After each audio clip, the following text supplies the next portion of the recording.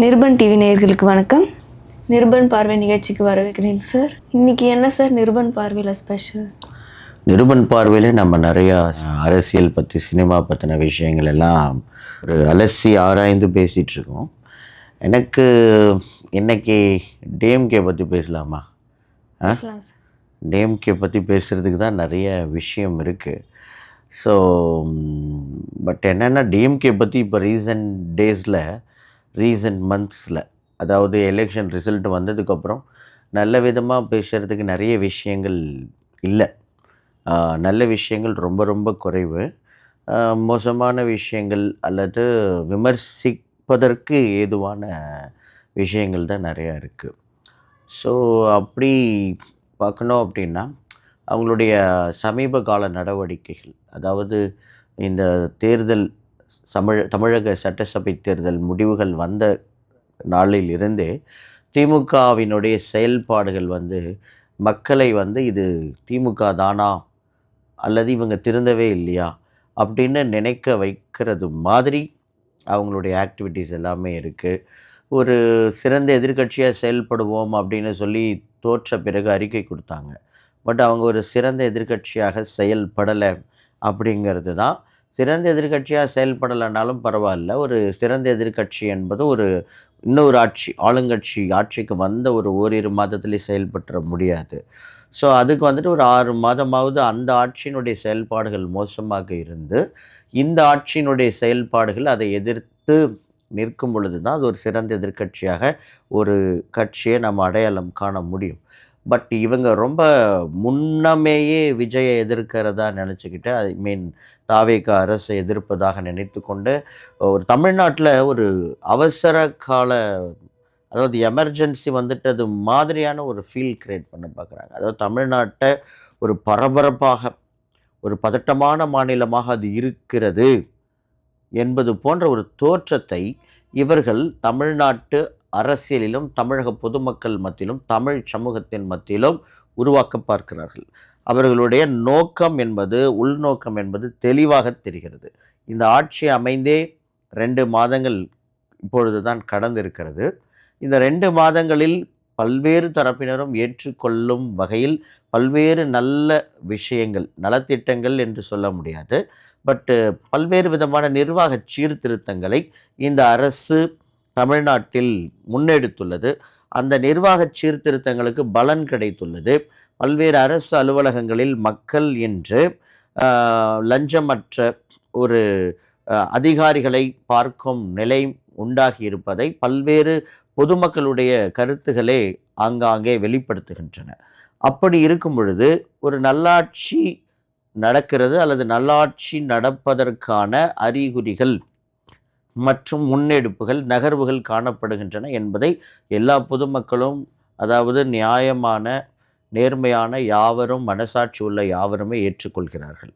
அப்படி இருக்க திமுகவின் நடவடிக்கைகள் எப்படி இருக்குன்னா, ஒரு மிக மோசமான ஒரு ஆட்சி தமிழ்நாட்டில் நடப்பது போலவும், சாத்தானின் ஆட்சி தமிழ்நாட்டில் நடப்பது போலவும், தமிழ்நாடு சட்டம் ஒழுங்கு சீர்குலைந்து விட்டது, எல்லாமே கெட்டு போய்விட்டது, மக்கள் எல்லாம் ஒரு நரகத்தில் வாழ்கிறார்கள் என்பது போன்ற, இந்தியா இதுவரை காணாத ஒரு மோசமான ஆட்சி தமிழ்நாட்டில் நடப்பது போலவும், பொதுமக்களை எல்லாம் இந்த அரசு தினந்தோறும் கொன்று குவிப்பது போலவும், அந்த மக்களை எல்லாம் அந்த அரசிடமிருந்து காப்பாற்றும் கடமை தங்களுக்கு மட்டுமே இருக்கிறது, அந்த கடமையிலிருந்து ஒருவரும் ஒருபோதும் பின் வாங்க மாட்டோம் என்பது போல இந்த திமுகவினர் தங்களை தமிழக மக்கள் மத்தியில் காண்பித்துக் கொள்கிறார்கள்.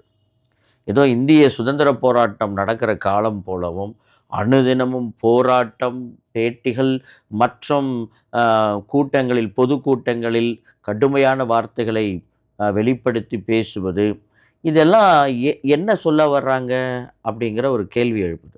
ஏன்னா இப்போ இந்தியாவுடைய சுதந்திர போராட்டமாக நடக்குது, இல்லை பிரிட்டிஷ்காரங்க ஆண்டுக்கிட்டு இருக்கிறாங்களா, இல்லை ஏதாவது மும்மொழி கொள்கையை கொண்டாந்து இங்கே திணிச்சிட்டாங்களா, இல்லை இப்போ தமிழ்நாட்டில் அன்னைக்கு ஸ்டெர்லைட் போராட்டத்தில் அத்தனை பேர் சுட்டு கொண்டாங்களே, அந்த மாதிரி யாரையாவது சுட்டு கொண்டுடுச்சா இந்த அரசு? இல்லை 63 பேர் ஸ்டாலின் அவர்கள் ஆட்சியில் கள்ளச்சாராயம் குடித்து செத்தாங்களே, அதுபோல் இந்த ஆட்சியில் யாராவது கள்ளச்சாராயத்தினால இறந்து போயிட்டாங்களா? உயிர்கொல்லி அரசுகள் யார் என்று தமிழ்நாட்டில் எல்லாருக்குமே தெரியும். விஜய் அரசு அப்படி யாரையும் கொன்று குவிக்கவில்லை. மக்கள் மீது துப்பாக்கிச் சூடும் நடத்தவில்லை. கள்ளச்சாராயம் காய்ச்சுபவர்களை வேடிக்கை பார்க்கவும் இல்லை. இந்த அரசு சரியான பாதையில் பயணிக்கிறது என்பதற்கு பல்வேறு விதமான சாட்சிகள் தமிழ்நாடு முழுவதும் பொதுமக்கள் மத்தியிலேயே இன்று காணப்படுகின்றன. ஒரு நல்ல ஆட்சியை இந்த முதல்வர் முன்னெடுத்து கொண்டிருக்கிறார். நல்ல ஒரு லஞ்சமற்ற ஒரு அரசை நிறுவுவதற்கான அல்லது அந்த அரசை தொடர்ந்து அந்த லஞ்சமற்ற பாதையிலேயே நடத்தி செல்வதற்கான எல்லா வேலைகளையும் இந்த அரசு முன்னெடுத்து கொண்டிருக்கிறது. அப்படி இருக்க எந்த அடிப்படையில் திமுக இப்படி ஒரு பரபரப்பை பதட்டத்தை தமிழ்நாட்டில் உருவாக்க பார்க்கிறது? ஆட்சியை இழந்து போன உடனே திமுகவினுடைய நடவடிக்கைகள் முற்றிலும் மாற்றம் கண்டிருப்பதை பொதுமக்கள் உன்னிப்பாக கவனிக்கிறார்கள். இவர்கள் நல்லாட்சி செய்யவில்லை. இவர்களுடைய ஆட்சி உள்நோக்கம் உள்ள ஒரு ஆட்சியாக இருந்தது. அந்த ஆட்சியில் இவர்கள் திராவிட மாடல் என்ற ஒரு புதிய பெயரை இவர்களே வைத்துக்கொண்டு அந்த மாடலை வெளிப்படையாக பாராட்டி பேசிக்கொண்டு அந்த மாடலை குறித்து பெருமிதமாக பேசிக்கொண்டு அந்த திராவிட மாடலை ஏற்றுக்கொள்ளுகிற திராவிட சித்தாந்தம் என இவர்கள் குறிப்பிடுகிற சித்தாந்தத்தை ஆதரிக்கிற அல்லது இவர்களை தனிப்பட்ட விதத்தில் கண்மூடித்தனமாக ஆதரிக்கிறவர்களுக்கான அரசாகத்தான் அந்த அரசு இருந்தது. அது உண்மையான தமிழ்நாட்டைச் சேர்ந்த எல்லா தமிழ் மக்களுக்குமான அரசாக இருந்திருந்தால் நிச்சயமாக இந்த அரசை மக்கள் வீட்டுக்கு அனுப்பியிருக்க மாட்டார்கள். விஜய் அவர்களை நாட்டுக்குள் கொண்டு வந்து தலைமைச் செயலகத்தில் அமர வைத்திருக்க மாட்டார்கள். இன்று விஜய் வீட்டில் இருந்திருப்பார், இவர்கள் நாட்டில் ஆட்சி செய்து கொண்டிருந்திருப்பார்கள். ஆனால் இவர்களுடைய ஆட்சி சரியில்லை. எல்லாவற்றிலும் நிர்வாக சீர்கேடுகள். முதல்வர் ஸ்டாலின் அவர்கள் எப்படி ஆட்சியில் இருக்கும் பொழுது நடந்து கொண்டார் என்பதை ஒட்டுமொத்த தமிழ்நாடுமே பார்த்தது. அவர் ஆட்சிக்கு வருவதற்கு முன்பு வரைக்கும் அவருடைய நடவடிக்கைகள் எப்படி இருந்தன, ஆட்சிக்கு வந்த பிறகு அவர் பொதுமக்களை நடத்திய விதம், தன்னிடத்தில் வந்த பொதுமக்களை மனு கொடுக்க வந்த பொதுமக்களில் ஒருவரான ஒரு வயதான பெண்மணியை அவர் எப்படி தள்ளிவிட்டார், மற்றும் குழந்தையை தூக்கி கொண்டு தன் அருகிலே வந்த ஒருவரை விலகச் சொல்லி எப்படியெல்லாம் அவமானப்படுத்தினார் என்பதெல்லாம் தமிழ் மக்கள் காணொளியில் பார்த்தார்கள். அவர்கள் நினைத்தது ஸ்டாலினை ஒரு மக்கள் தலைவராக நினைத்தார்கள்.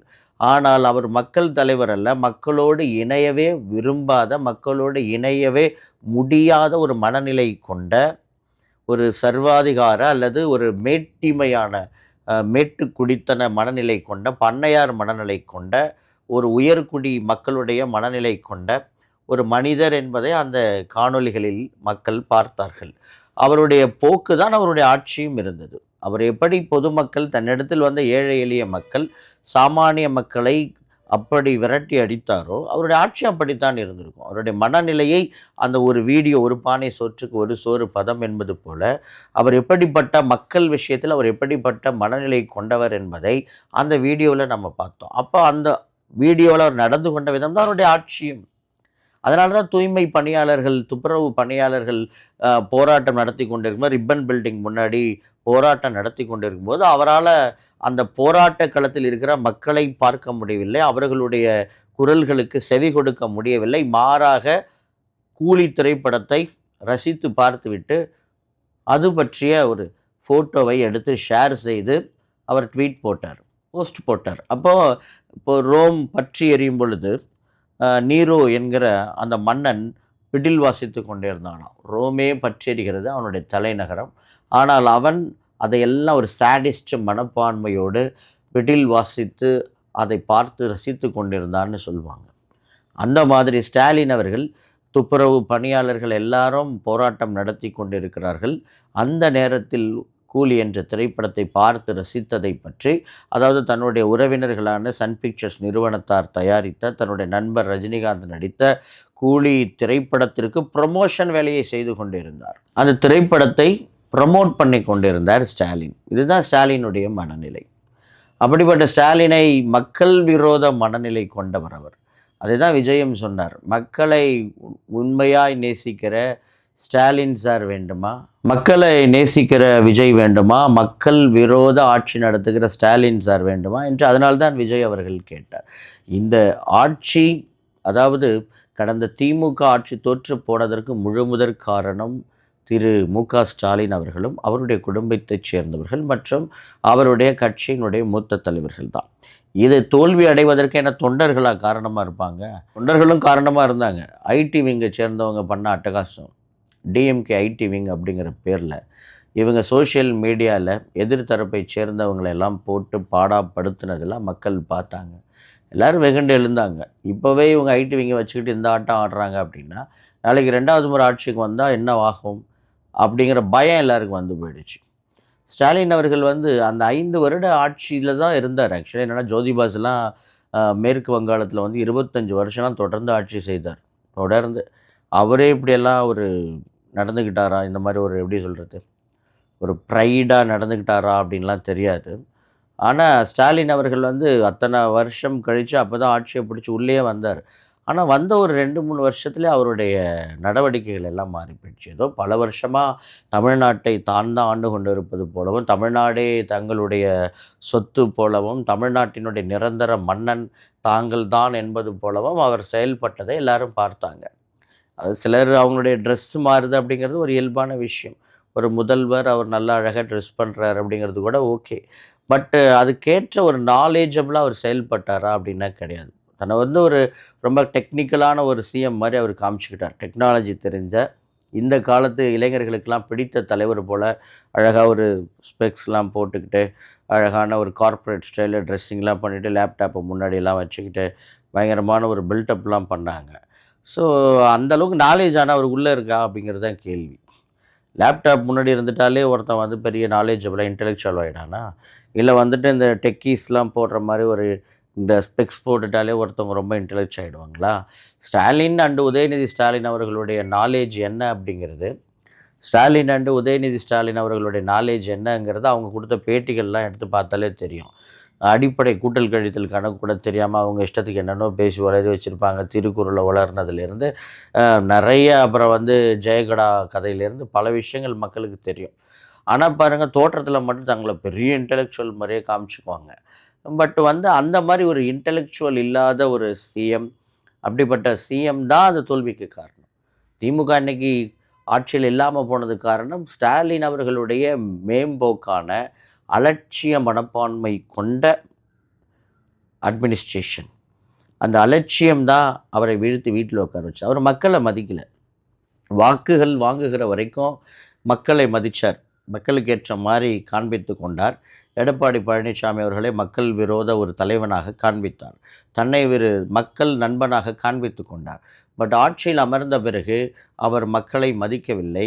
மக்களை வந்து அவர் நடத்தின விதம், இந்த ஆட்சியை நடத்தின விதம் மிகவும் எதேச்சதிகாரம் கொண்டதாக இருந்தது. எங்கும் மக்களிடத்தில் இறங்கி போகிற ஒரு மனநிலை அவரிடத்துல காணப்படவில்லை. அவருடைய மனநிலை எப்படி இருந்தது அப்படின்னு சொன்னால், அன்றைய திமுகவினுடைய மனநிலை எப்படி இருந்துச்சுன்னா, மக்கள் காசு கொடுத்தா ஓட்டு போட போகிறாங்க, அவ்வளோதான். ஒரு பக்கம் ஓட்டுக்கு காசு, இன்னொரு பக்கம் நல்ல புது புது திட்டங்கள் மூலம் 1000 2000ன்னு காசை அள்ளி கொடுத்துக்கிட்டே இருந்தோம்னா, மாணவர்கள் திட்டம், நான் முதல்வன் திட்டம், அது போன்ற திட்டங்கள் மூலம், புதுமை பெண், நான் முதல்வன் போன்ற திட்டங்கள் மூலம் இளைஞர்களுக்கு ஏதாவது பணம் கிடைக்க வழிவகை செய்தால், மற்ற குடும்ப பெண்களுக்கு மாதம் 1000 ரூபாய் கொடுத்தா, இதோடு கூட ப்ளஸ்ஸாக அப்புறம் தீபாவளி பொங்கல் பரிசு பொருட்கள்லாம் கொடுத்துக்கிட்டே இருந்து, அதுக்கப்புறம் கடைசியாக வந்துட்டு ஓட்டுக்கும் பணம் கொடுத்தா ஓட்டு விழ போகுது, என்னன்னைக்கு நம்ம தான் ஆட்சி செய்ய போகிறோம் அப்படிங்கிற ஒரு மனநிலை அவர்களுக்கு வந்துடுச்சு.